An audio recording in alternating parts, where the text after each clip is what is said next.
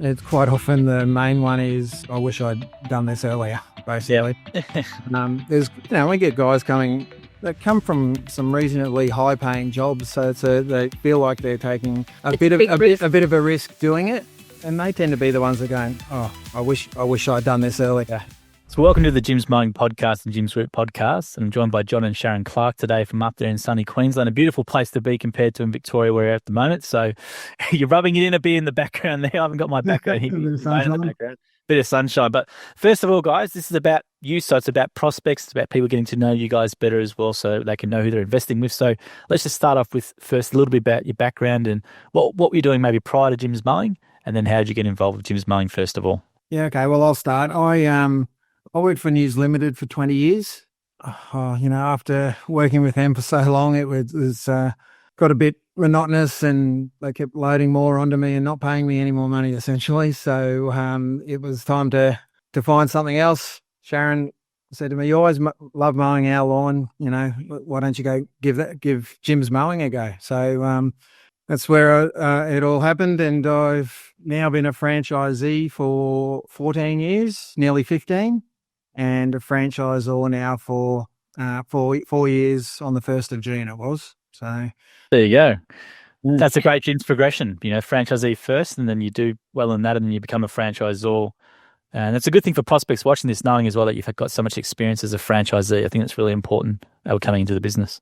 Yeah, I think that absolutely it is. And I know that the franchisees, both coming in and established, still draw on your experience because it's right up to date, because you still do mow lawns from day to day. So it is great. There's not much I haven't seen, not much I can't help with. Yeah. So it's good to know that I'm able to help people, and it's good for them to know that I'm able to do that as well. Yeah. I think late last year, or at some point last year, John's franchisor partner indicated he was going to leave. So at that point, John and I had a conversation, and our skill sets basically married up perfectly to replacing that, deficit that would have been left by the outgoing partner. So I threw the towel in my full-time job of working with QSR franchisees for about 20 years and came and basically... It was November last year. Yeah. And what did you think about coming from QSR franchising background to this? Because it's quite different. It's great that you got so much experience as well in QSR franchising, because it is a different world, and you've got a lot of experience in franchising, and you're coming into the gyms. So it's great that you suggested Jim's Mowing in the first place 14 years ago as well. So I'm sure John's thanking you for that. But how have you sort of viewed the system as an outsider, I guess, before becoming involved in the business? Yeah, I've always loved the Jim's Mowing business, and right back from 14 years ago, knew that it was the right move for us to make. I've only seen QSR franchises and in that region for a long time. It's very different to Jim's Mowing. There's a lot more competition. I don't like the fee structures are a lot more difficult. So difficult for the franchisee. They really, it's to me, it feels like pyramid marketing. It's just it's a lot more governance on your ability to work independently. So I've found Jim's Mowing franchise a lot more flexible and a lot more built for the franchisees. That's a good way to put it. Yeah, it's definitely not as strict as what a QSR franchise would be. And, you can build your business the way you want in your business. And I think the flexibility of the system, it's not corporate at all, what people might think. And whereas QSR can be very corporate, which I understand because you've got to have consistency in product and stuff. But I think it's completely be chalk and cheese compared if you're used to that. Chalk and cheese, but the skills I can bring to it are the same. So in that I still support people in Jim's Mowing, the franchisees, in the way that I supported them elsewhere. So my role essentially hasn't changed. It's just the different vehicle of what the business is. Yeah, home service as opposed to a QSR. Yep. Awesome. Now, John, with the business, so when people come into the business, what are some questions that you think they should ask themselves? So a lot of people will be looking at us going, I'm in corporate, 20 years or 10 years, my identity is this role. right? So that's my identity. When you meet someone, it's generally what's your name and what do you do, right? So it's very hard for people to shift that sometimes and can be very scary. You know, you've got a lot of questions about income, all these sorts of things. So what would you sort of say to them, like in terms of advice from your perspective, because you've done that transition? Essentially, obviously, we've got the paid for work guarantee there. So a lot of people worry that, okay, am I going to make enough money being a franchisee? And it's a resounding yes that you are. As long as you're a person who's willing to get out there and work hard, then you can absolutely make a success of it. The paid for work guarantee is there, but it's not something that people call upon all that often, because pretty quickly when you start, you're earning good money straight away. But I think they need to ask themselves, are they prepared to work hard?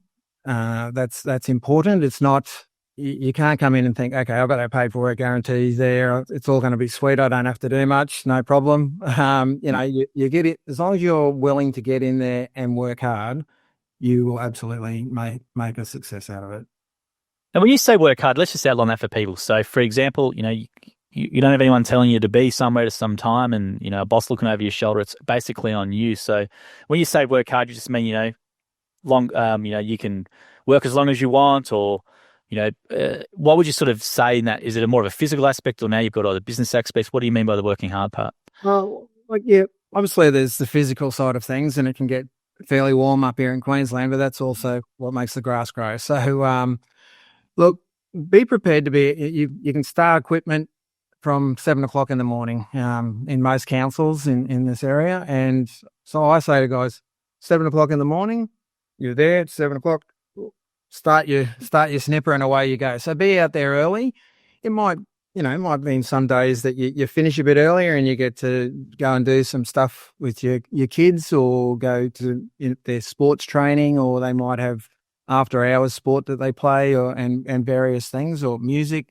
But it also means, if you start at 7 and more work does come in, you can be prepared to, especially when all that work is coming in and when you're starting out, you want to take as much of that as you possibly can. You don't want to limit yourself. So guys that might go, oh, I won't rock on out until 9 o'clock this morning and that sort of thing. It's just ultimately that attitude doesn't help you be successful. You've got to be organized and get out there and start early. Take your lunch with you. Don't be deviating, buying lunches everywhere and that sort of thing. Be really organized. Maximize your day to make the most you can out of it.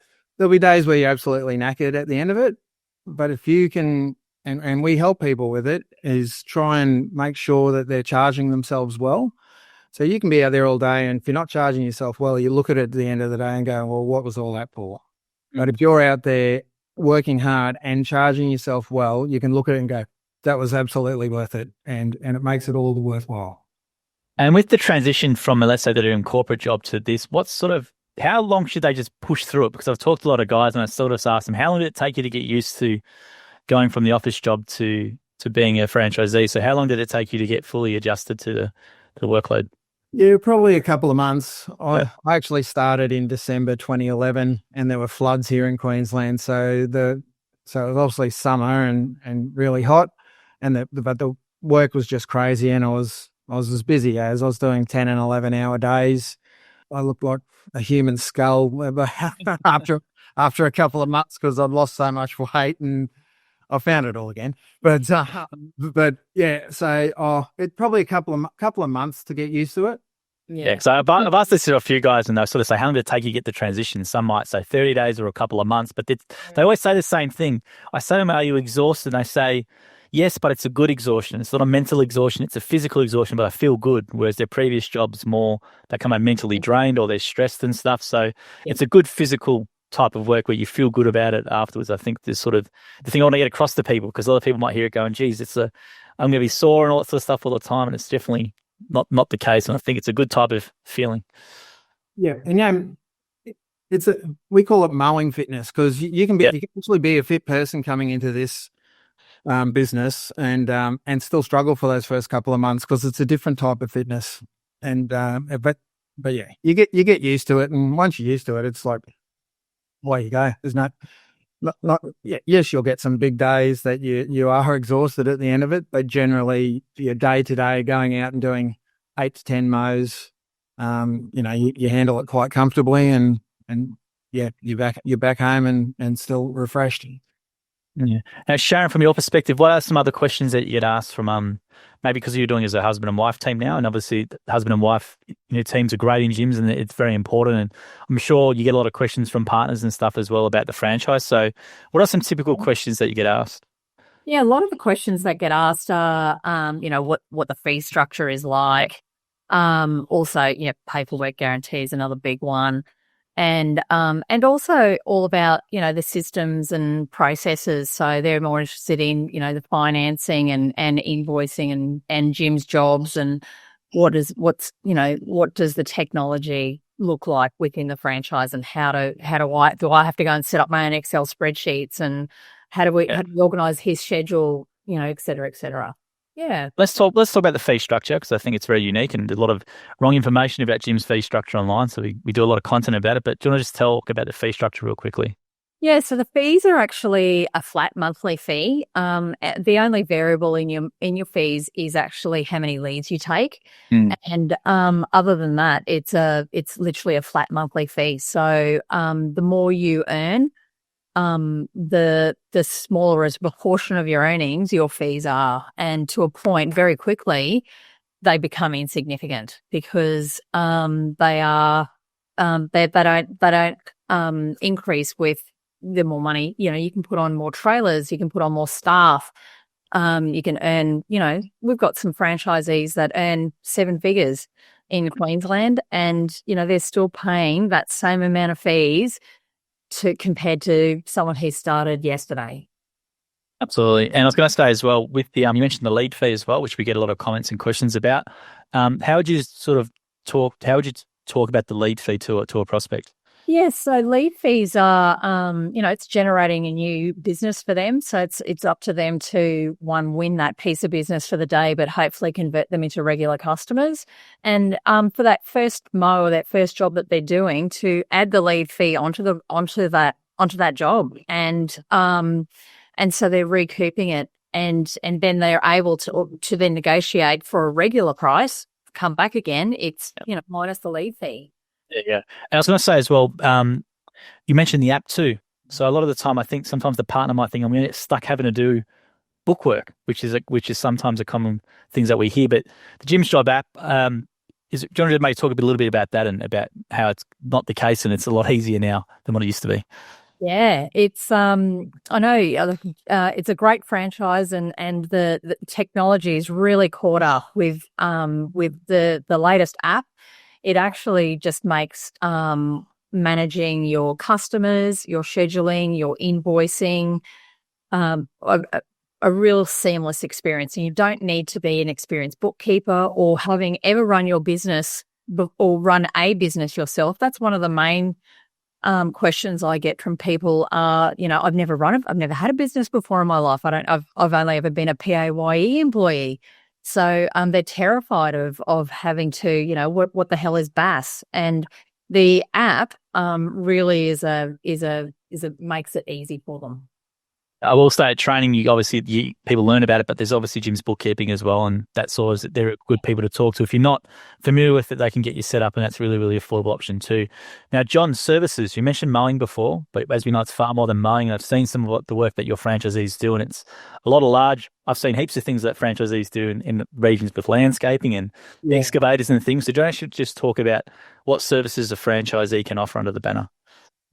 Yeah, obviously, as you mentioned, there's obviously the mowing. We have quite a few guys that do landscaping, some on bigger scales than others. Obviously, gutter cleaning, single story and 2-story. If you have your working at heights ticket, there's obviously pruning, hedging. Rubbish removal, I've seen some guys do. So green waste removal, hard rubbish removal. So there's there's weed spraying. There's about 16 services in total. And you can turn on or off as many of those as you like to suit the type of work that you want to do as a franchisee. So if you don't have, for major landscaping up here, you need to be QBCC licensed, but if you don't have your ticket, you turn it off. Or if you don't want to do 2-story gutters, you turn that off, or even single story. You can turn on and off whatever you like. Yeah. If you just want to do mowing, you can just do mowing. That we recommend that you more diversify yourself more than that to protect yourself in times where that, in winter when you're not mowing as much, you need to be doing other services, and you might have some of those services turned off in summer because you're flat out busy, and then in winter you turn them back on and start doing some of those things to fill in that time. Now, do you want to talk about real quickly Gyms Online? So you've sort of mentioned it there where you can go into the system and turn things on and off, but are you able to turn off areas, or can you, what are the days you work, can you do all that sort of stuff as well? Yep. You can turn off, you can turn yourself on or off work any day of the week that you want to. You can restrict the times that you take work on those given days as well, anywhere between 6 a.m. and 10 p.m. If something comes through outside of those hours, it comes through the next morning, or comes through overnight, and you deal with it the next morning. And as far as where you take work, obviously you have a territory when you buy a franchise, but I think typically most franchisees probably have about 30% of their work that's in their territory, and 70% of their work is outside of that territory. And the system allows you to choose the suburbs that you would like to take the work. And we encourage people to try and keep it as tight as possible so they're not wasting time traveling in their car. And the system allows you to do it. You don't have to be traveling large distances to get work. You can keep it nice and tight and have a nice, efficient route there, which ultimately allows you to do more jobs in a day and therefore make more money out of that day. It's a good system, Gyms Online, and it's fully flexible. If you want to take holidays and stuff like that. And Sharon's just going to ask that question. If you want to take a month-long holiday, get away from Melbourne, for example, or in the cold winter and go to Europe, who can look after the clients, or how does that sort of work? Yeah, so we help franchisees. We help franchisees all the time going on holidays, outsourcing their work to other franchisees, because there's always people in our network that's like looking for business, looking for extra jobs, or happy to help each other. That's one of the biggest benefits of gyms is the camaraderie between our franchisees, because there's only too happy to help when someone needs a hand or just wants to go on holidays. Yeah, it's really important to network with your fellow franchisees and build those relationships, because you'll help them out when they go on holidays, and they'll help you out when you go on holidays, and it's mutually beneficial. I think it's a massive thing to point out to people, because if you're an independent, you're not going to get that support. So if you want to go for a 2-week holiday or 4-week holiday, your clients aren't going to wait for you. You're going to lose them and probably have to build back up again. Whereas with gyms, that won't happen. I think that's something people don't take into account when looking at going this route or going another route. I think it's a really big part of the system. And you mentioned before support and camaraderie. So do you want to talk about support? What's in place from you guys in terms of is there meetings, is there calls, or how does that sort of look? Yeah, so we do 8 meetings a year. So a couple of them will be in the park. We'll do some demo days, instructional days. They almost always have a learning element to it, be it, how to drum up business in winter, through to demo days. There'll be suppliers so the guys can come out and road test the latest mowing equipment.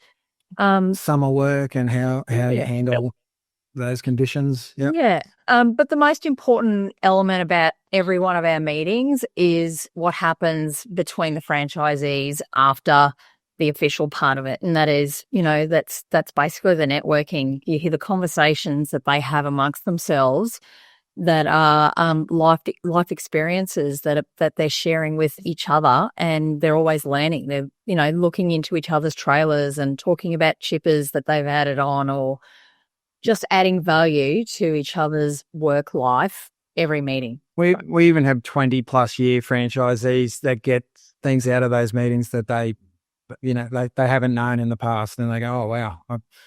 There's a guy 25 years in, he's got a walker mower, and just talking with another guy who's got a walker mower, he's put a mulching deck on it, and now he mulches everything, but it does a perfect job. And he goes, I've been catching grass for 25 years. You see these things, and it can, but in the right conditions, obviously. But it's just made his life easier and more efficient, and that's by turning up to a meeting and talking to your fellow franchisees. Yes. And you guys are also available as well. Yeah, I was going to say outside of meetings, John and I are like, John's always in the field with franchisees when he's not mowing his own lawns.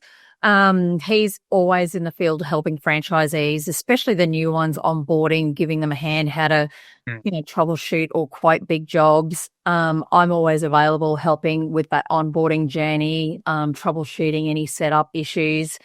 I'll answer, and help try and resolve complaints as well. So, we're having guide them on quoting jobs, particularly the new guys. They're not sure how to go about quoting things, so they're there to help them and guide them with those, and make sure that they're not quoting themselves, and putting themselves out too much financially by quoting. Yeah. So another question I presume you get a bit is about, there's no restriction on growth, is there? So someone can build.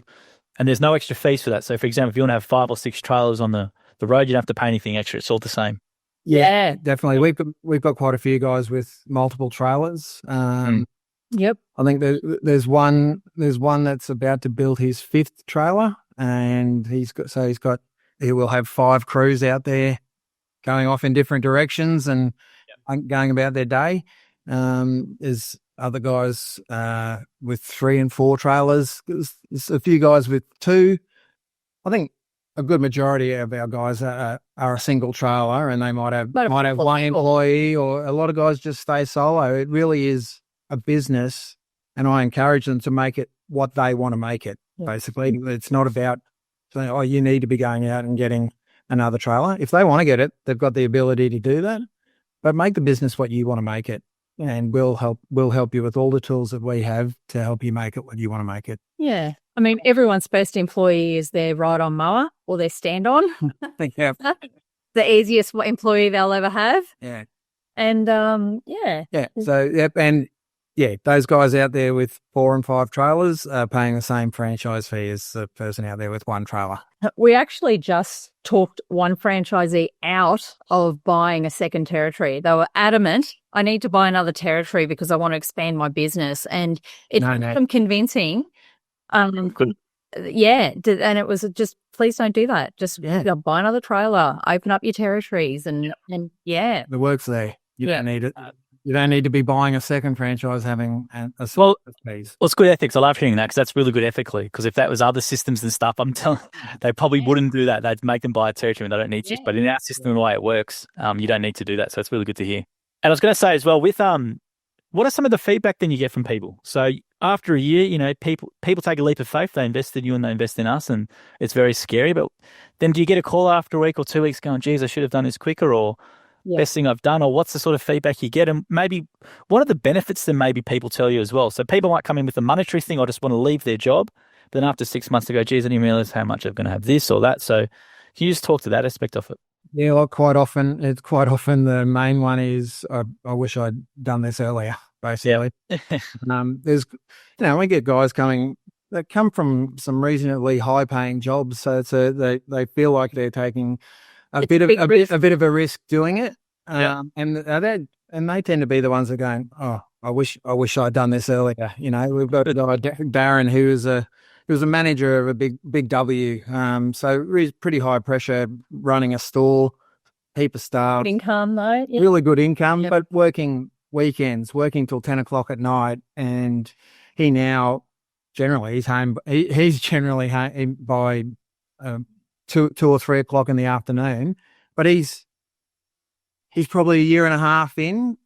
He's got 2 employees. He's probably got 200 odd regular customers. That's big business. Yeah, and he's probably around the $600,000 or $700,000 mark within 2 years. He's quite well. It's not fortunate, I guess. He's made his own luck, but his 2 employees were actually previously franchisees. Oh wow! That we're happy to just be going out and doing the work and not running a business. Yep. There you go. Got a good relationship, and that's he ended up taking them. We sold their businesses for them, and they ended up going to work for him. So it's got to, because from your background with what you do, Sharon, about the return on investment. Because I think for me, it's crazy. Like, you got a QSR franchise, which is a six-figure investment, whereas this guy's probably paid 30, 40 for his franchise. And within 2 years, he's got a 700, 600 grand revenue business. It's an unbelievable rate of return. Return on investment immediately. I mean, we know from our own business when we first bought John's franchise, and you make that money up within so fast that the investment, you just forget about it straight away. Yeah, because it's the return on investment is second to none. And ultimately, in a scenario that a person's wanting to sell a couple of years down the track, we can sell for them.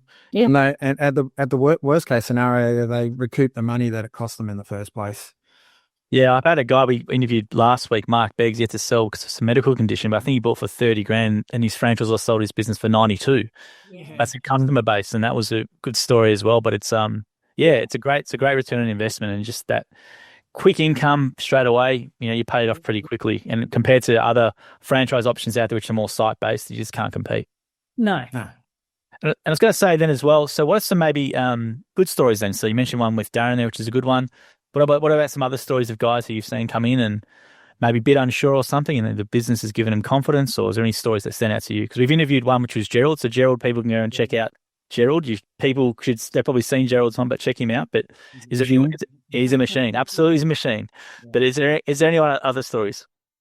Oh, look, we had a guy start reasonably recently who he was working in the corporate world, but he was doing a bit of mowing on the side independently, and he was going about doing that. Wanted to get out of the corporate world. Really enjoyed the mowing side of things, but he could see the value in coming in and joining a big brand with a strong brand, and came and joined Jim's, obviously. And he quite quickly said to me, "John, I can't actually believe how much more I can actually make with this brand behind me." The job, trying to quote those jobs as an independent at what he thought they were worth, people would say no to him. But he's come into gyms. He's got a gym shirt on. He's the same guy. He's got the professional setup, the nice trailer, and looks very professional and is very professional. But he's able to convert those jobs now because he's got the strong brand behind him. Is there anyone else that stands out in terms of their business size as well? And you mentioned Gerald, so people can look up Gerald. I recommend just go to YouTube and type in Gerald Jim's Mowing. He'll come up and people can hear themselves. I was actually at Gerald's house last week, and he was telling me by the time we get to 30th of June, he will have hit 2 million for the year. Yeah. Which is spectacular. Yeah. But he's a very driven individual and single-minded with it all. Right. So we've actually got, including Gerald, we've actually got 3 guys in our region that are over $1 million a year. Wow. There's a guy at Norman Park. He's been around 15 years. He's got 2, sometimes 3 trailers on the road, depending on the time of year, and 4 to 6 staff. The extra 2 are casuals throughout summer. Yeah, he's around about the 1.5 million, and the other guy that's just about to put his 5th trailer on. He's busted through the $1 million mark. And, well done. Yeah. So we've got those guys, but Gerald obviously does a hell of a lot of mowing, but he's got a landscaping side to his business that he's done really well out of, obviously. So his team will generally mow Monday, Tuesday, Wednesday, and they'll be doing landscaping jobs Thursday, Friday. That seems to be the setup with the big guys. Hey, they kind of mow 3 days a week and leave the back end of the week for new business or bigger cleanup jobs, cleanups and stuff, things like that. And if we have rain, those extra days they catch up on their mowing instead of doing those other ones. But but the third guy that's busted through the $1 million, he does a lot of commercial stuff. So he takes leads now. He's quite strategic about how he takes them and what areas he takes them in, which he can control through gyms online. So he'll take work in suburbs that he knows are commercial areas. He'll keep an eye on unserviced work He'll go, oh, that's a street in an area that I know is commercial, and he'll pick up the unserviced job.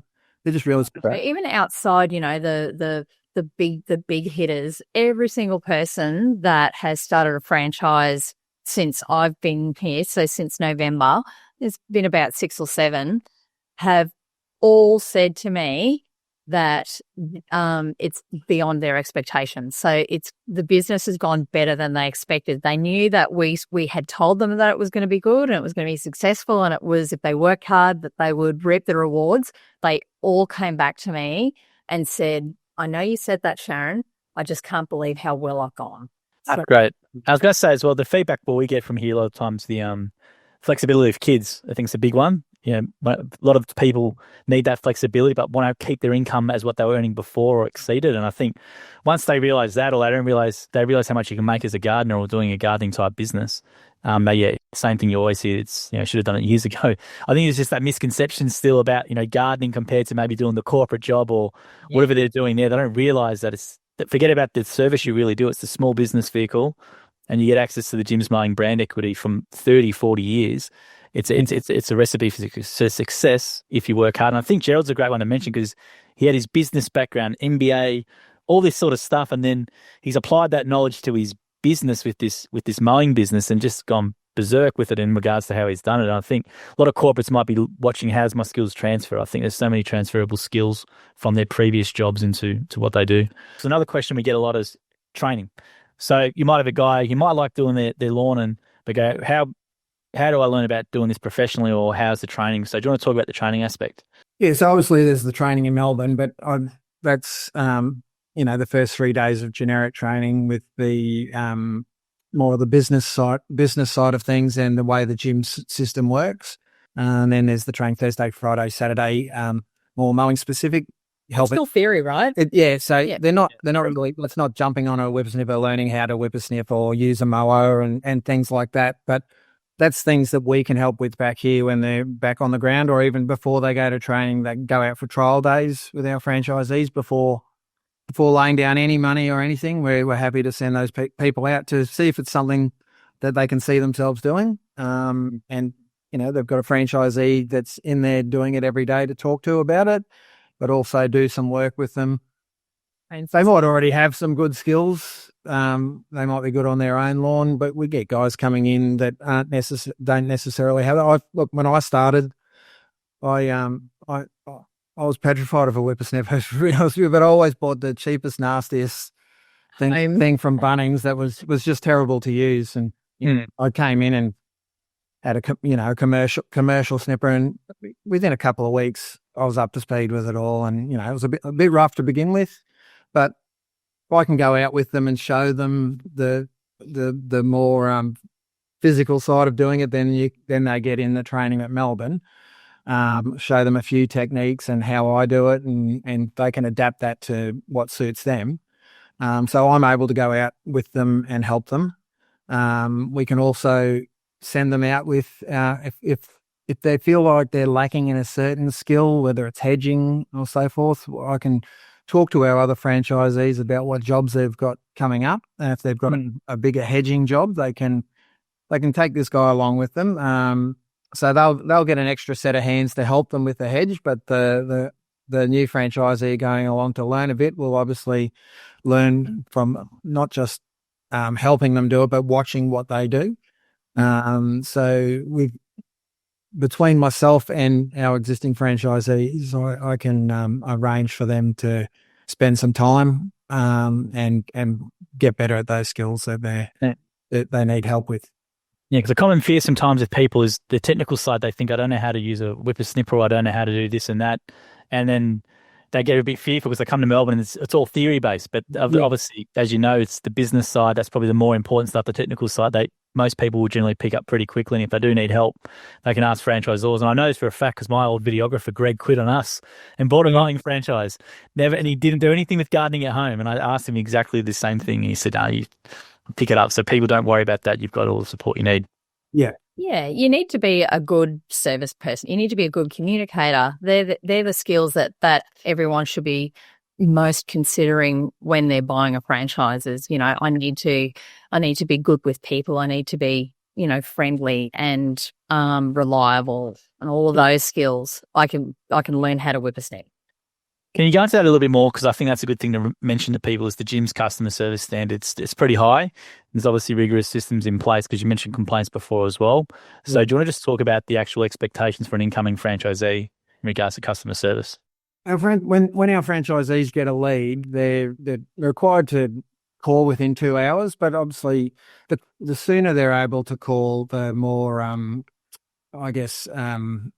More likely to convert, yeah. Yeah, more likely to convert. So if you get a lead, even if you're in the middle of a mow, turn your mower off, catch your breath, and make that phone call to call the customer. But they're required to do it within 2 hours, and if they don't, they're leaving themselves open to a complaint from the customer that they then have to go and rectify. But call quickly, try and get to that customer within a 24-hour period to quote it after you've spoken to them. Obviously, the sooner if you can do it same day, great, but at least within 24 hours. If you leave it longer than that, it's less likely to pick up that job, and be trying to do that job as soon as possible for the customer as well. But a friend, they're required to also provide written quotes.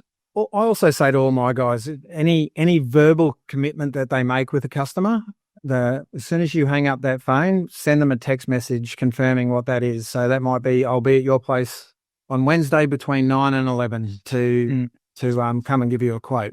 That's really important because the customer doesn't always remember what you've said on the phone.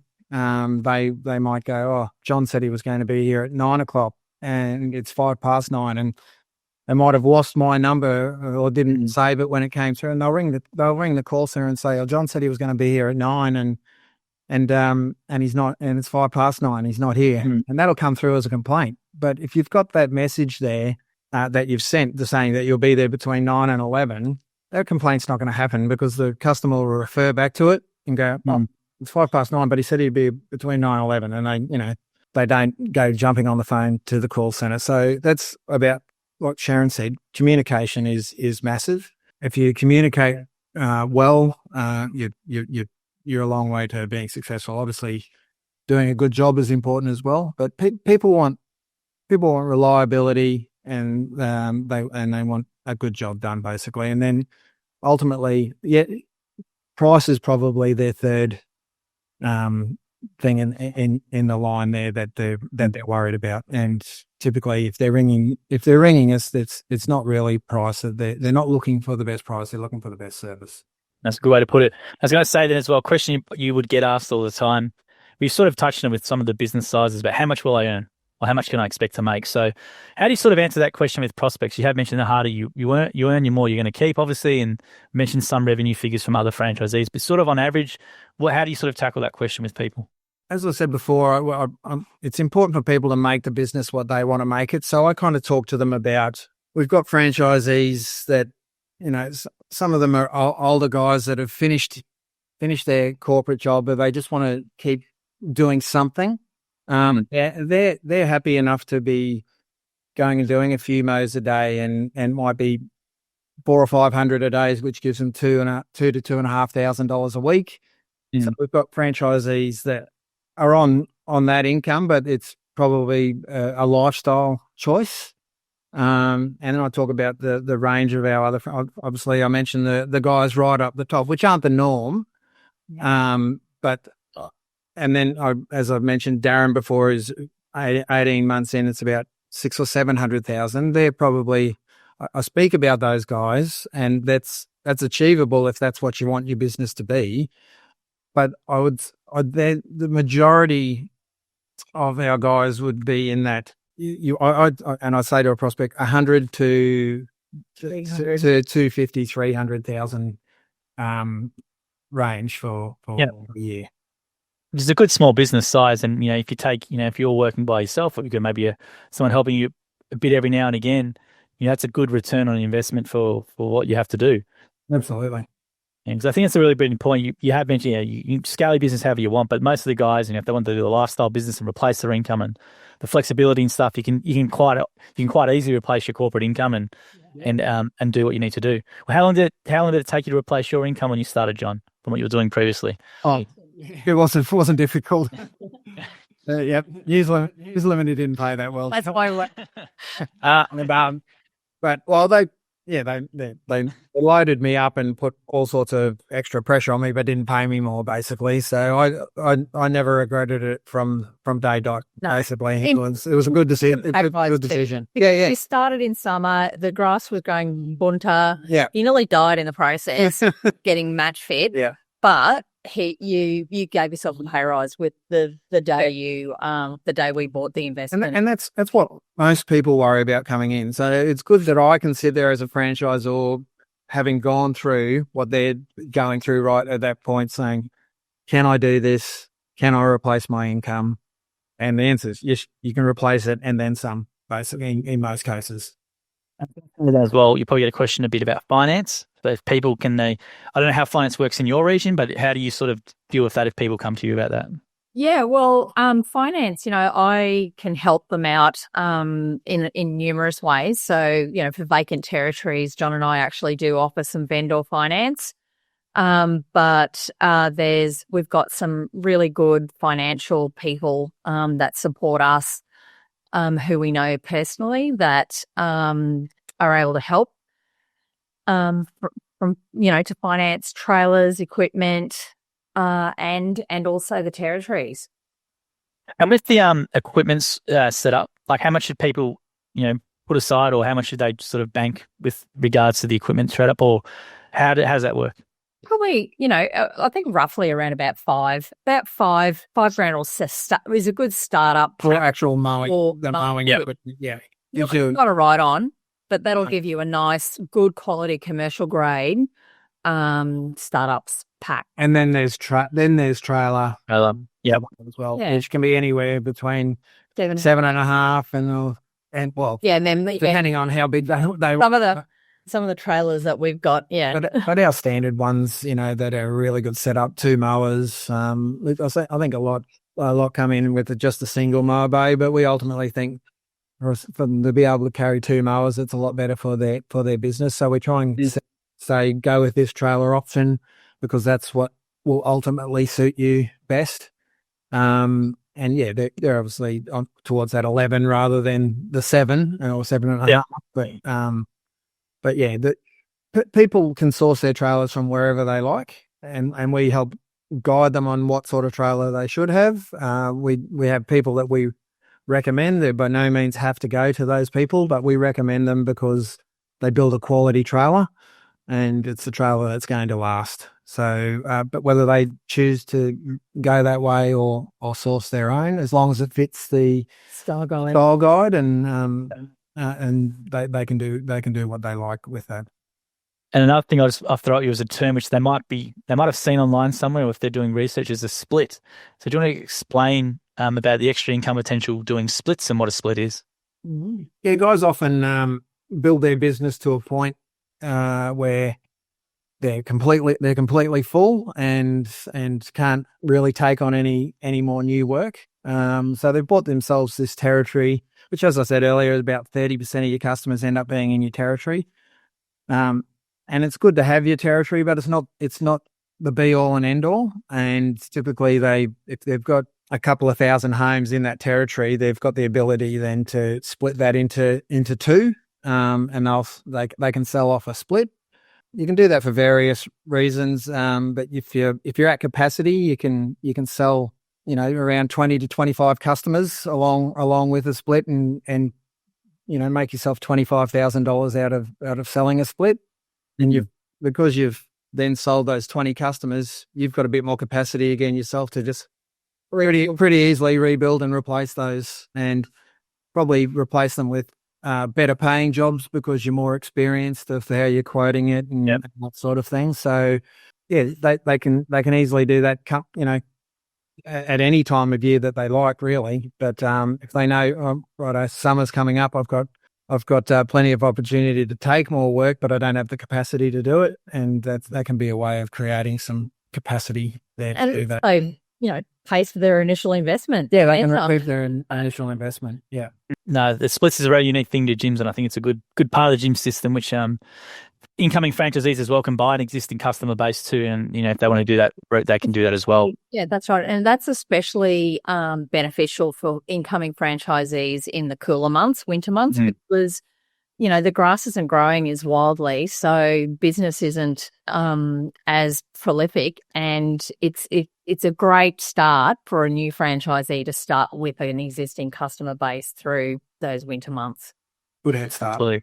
Yeah. And I was going to say as well, then with the timing, so you mentioned winter, like you obviously have people start all times in the year, and actually what you mentioned is a good bit of advice, because my guy who quit on his own franchise, he started in winter and he said the same thing to me. He bought a new seller, he didn't buy customers. He said, I should have bought customers, would have made things a little bit easier, but he's doing well now. But yeah, it makes it a little bit easier from the start. Yeah, look, it does make it easier. It's not essential. No.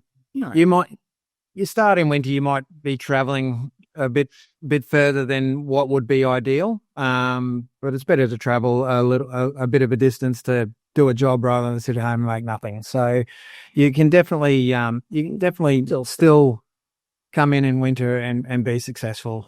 No dramas whatsoever. It's just a slower start than if you're starting in summer. And here we go in sunny Queensland, which our winter isn't quite the same as yours. Our grass is, yeah. A lot of our guys have still been on fortnightly mows right up until last The week. first week of And some might even still be doing fortnightly mows. Well, sometimes guys or girls start in winter because they don't want to go full on flat out for spring. They start in spring, they get overwhelmed, right? So they have that 2 to 3 months to sort of adjust, and they're doing other things like gutters and all these other things too. So it all depends on your circumstance, I guess. And if you want to, if you can take a bit more time, and you can start any time of the year, but it's just a matter of what works for you. I was going to say, well, as I said earlier, I started in December 2011, and it was crazy, and I could definitely see the benefits of starting earlier than that and easing my way into it rather than being smacking me in the face and away I went. Not than anything. Yeah, because it's got its benefits and its pros and cons sometimes, and I think that's one I've heard some guys. Some guys get overwhelmed and they don't know how to use gyms online, and they don't turn it off, and they're getting leads and that sort of stuff too much, and they can get overwhelmed. Whereas the guys who start in winter, sometimes that it's a little bit easier to get into it, and they adjust and they got their own pace, and then once spring hits, bang, they're ready to go after feeding it for 2 or 3 months. Now I was going to say as well, final question: is there anything else that you get asked from prospects or from people that you'd want to know that I haven't asked you yet? Can't think of anything off the top of my head. Can't think of anything else? Comprehensive. Yeah. But I'll ask you one question, last question. 14 years, what's the business done for you guys?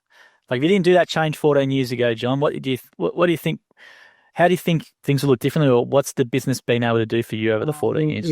It was real. I think I was just short of my 40th birthday when I did it. Our eldest daughter was 10, youngest daughter was 6.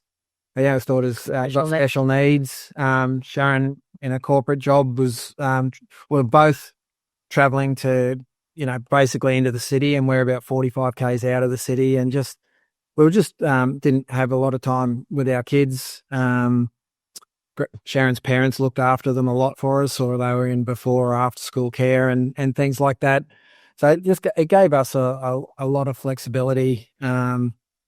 And we were just a bigger part of our kids' lives for the last 14 years than we would have been had I not made that change. You got to go to swing carnivals and cross-country races. Yeah, that's it. For the first time. My eldest daughter in particular, she's, Daddy, can you come and watch me at cross-country or watch me at the sports carnival and things like that? And in my old job, sorry, darling, I can't, it just wasn't a thing. So yep. I was all of a sudden able to do that, I'd say, what time's your race on? And I'd go and do 3 mows from 7 o'clock in the morning, get there at 10 o'clock, watch your race, and then go back out and do more work.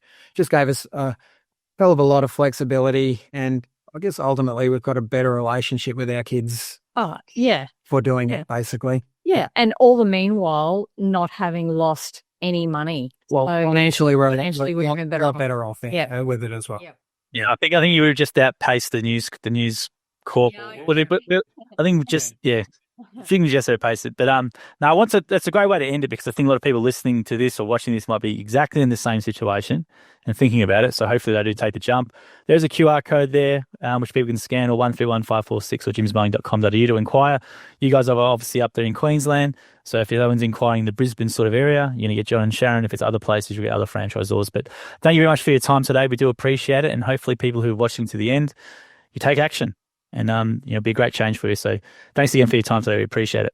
Yeah. Good on you, Charles. Thank you for listening to the episode of the More Than Just Mowing podcast by Jim's Mowing. If you do need help with your local gardening expert, please give us a call on 131 546 for Australia, 0800 454 654 for New Zealand, or head to jimsmowing.com.au or jimsmowing.co.nz. If you liked what you heard, please make sure to leave us a review as well, wherever you consume your podcast. We appreciate your support. And until next episode, we hope you have a great week.